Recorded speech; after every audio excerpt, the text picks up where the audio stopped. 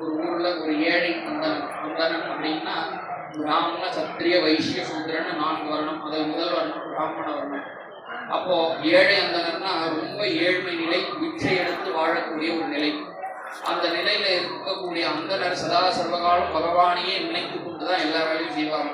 அப்படி இருக்கும்போது சுவாமிக்கு அவங்க மேல கருணை ஏற்பட்டு ஒரு வயோதிகர் வேடத்தில் சுவாமி அந்த பிச்சை எடுத்து வாழக்கூடிய ஏழை அந்தனரை பார்த்து சத்யநாராயண பூஜை அனுஷ்டிக்கும் முறையை சொல்றார்.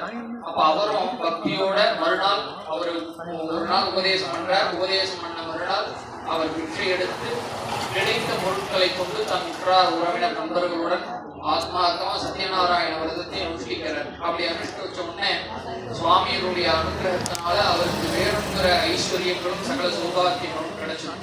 அப்போ இத ஒரு விறகு வெட்டி பார்த்துட்டு இருக்கான். இத்தனை நாள் கஷ்டப்பட்டு இருந்த இந்த ஐயரு இப்ப என்னடா அப்படி ஆயிட்டாரு அப்படின்னு பார்த்து அவர்கிட்டயே போய் கேட்கறான், சுவாமி இந்த மாதிரி அடுத்து என்ன பண்ணேர் அப்படின்னு கேட்கும்போது அந்த விறகு வெட்டிக்கும் இந்த சத்யநாராயண விரதத்தை பத்தி சொல்ற அந்த ஏழை அந்தனர்.